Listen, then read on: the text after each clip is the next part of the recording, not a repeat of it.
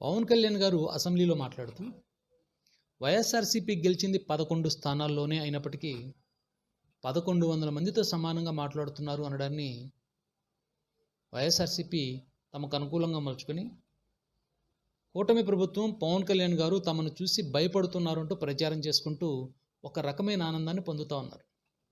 నిజానికి పవన్ కళ్యాణ్ గారి మాటల ఉద్దేశం ఏంటి? 11 స్థానాల్లో గెలిచిన వైఎస్ఆర్సీపీ చెడుని ప్రజల్లోకి తీసుకెళ్లినంత బలంగా 164 స్థానాల్లో గెలిచిన కూటమి ప్రభుత్వం చేసే మంచిని, చేసిన మంచిని ప్రజల్లోకి తీసుకెళ్లడంలో వెనుకబడుతోంది.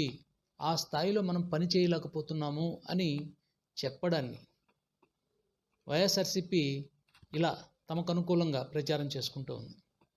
అదేమంటే పవన్ కళ్యాణ్ గారు భయపడ్డారు